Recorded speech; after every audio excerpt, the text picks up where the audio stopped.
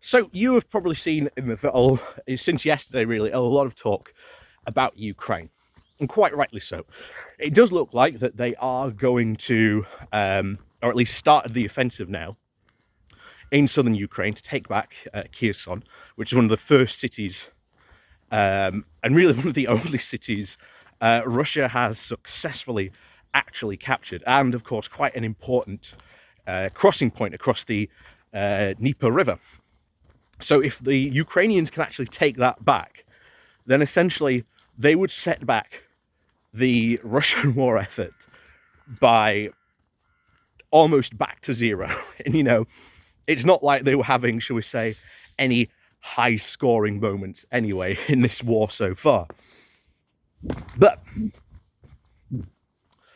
one of the other things we are also seeing is the fact that for the first time in this war, Ukraine actually has a manpower advantage, partly because of the fact that the Russians have lost so many troops in this and that they cannot replenish their losses. Because remember, officially, Russia is not at war. This is just a special operation. And as a result, they can't sort of say, pull out their normal army. And because they can't pull out their normal army, especially without going to the Duma to sort of get approval, they've had to sort of use these sort of more special troops. And most of these troops are the more highly trained type. They're the ones who sort of use the more specialized equipment that their army uses. So this is a big loss for Russia, that they're losing so many of these, special troops that they've had, that they can't replenish these losses. It's an absolute nightmare for them. As we've said before, Russia is going to reach a point where it literally cannot continue this war, either through, financial or economic pressure, or even eventually pressure at home, because they are desperately trying in sort of Russia to suppress all this information, but it doesn't really seem to be succeeding maybe all that too well. Things are starting to creep through, and eventually reality will set in as to what has really been going on, even in Russia. And the Russian people probably aren't going to be too happy with that. But that's a bit of an update about Ukraine. But one of the things I want to talk about is, and I really sort of came to this realization very recently, especially after sort of Mick Lynch's comments and what you've seen from, Corbyn's comments about, Ukraine should just, quote, stop fighting and we shouldn't be sending them weaponry. And you're like, what? Well, if they stop fighting, that means ultimately Russia will just take large swathes of Ukraine. Not only that, we've seen clear evidence in places like Bucha where there is clear war crimes going on. We've seen in these occupied territories, they are forcefully conscripting people. There was a video going around not too long ago of I think it was in the Donbass region, where a guy went to pick up his daughter from school and then gets forcefully conscripted by, by Russian soldiers.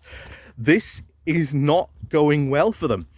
But the fact that still many people sort of on the left in the UK can't seem to admit that if Ukraine were just to stop fighting, or to stop sending them sort of Western weapons, which have been what has been helping them in this situation and stopping their advance, and that has really stopped Russia in their tracks, what's the outcome? And people are going, oh well, we want a negotiated peace. Well, there's already been technically two, Minsk 1 and Minsk 2, both of which were broken by Russia.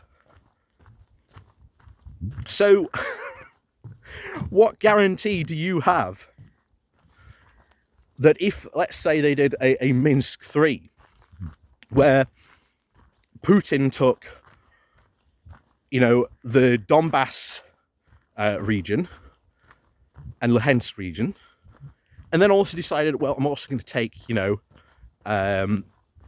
southern Ukraine as well, along that southern border, across the Black Sea. What's to stop him regrouping in a couple of years' time and just going to take more? You know, this is the key thing that I don't think many people on the left seem to understand, that if you don't stand up now, when do you stand up? Do you stand up after he's took, you know, the Donbass region? Do you stand up after he's took, you know, the southeast part of Ukraine? Do you stand up when he's taken all of eastern Ukraine? You know, where does it stop? You know, where does it stop?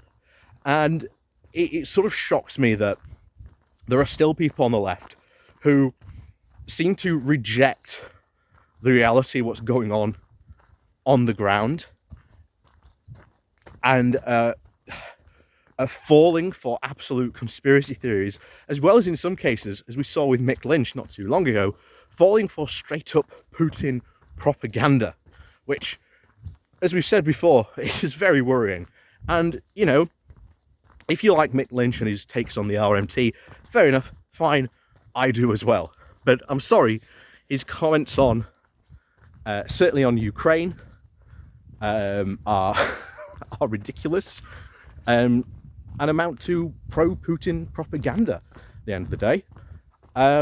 Unfortunately, there's a lot of people on the left who I'm quite shocked about, agree with him on this. And it's really got to a point where you're like, well, I'm sorry, but the left has become so bad at foreign policy, they can't see the, you know, the wood for the trees. And yeah, I really am lost for comment sometimes, because it's so shocking that you've got this very clear evidence of what is going on the ground, and a lot of people just refuse to believe or even accept their own evidence with their own eyes. You know, you want a fantastic video to go and watch? Look up a channel called Dylan Burns TV, and he's a YouTuber who's gone to Ukraine to go and record some of these stories that are going on. And go and watch his video where he talks with survivors and witnesses of what was going on in Bucha. And now come back and tell me that these Ukrainians don't have a right to sell their own self-determination, because that's ultimately what this comes down to. So many people on the left do not seem to understand that, given Ukraine's recent history, they have been going more and more towards the West, while rejecting the domination that Putin would want sort of Russia to impose on their country. And that's what's shocking, that a lot of people on the left talk about, you know, oh my God, self-determination of people is so important.